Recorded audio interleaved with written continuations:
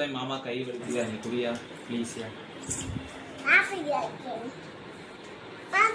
கொக்கு சாப்பிட்றா கொக்கு சொல்லு.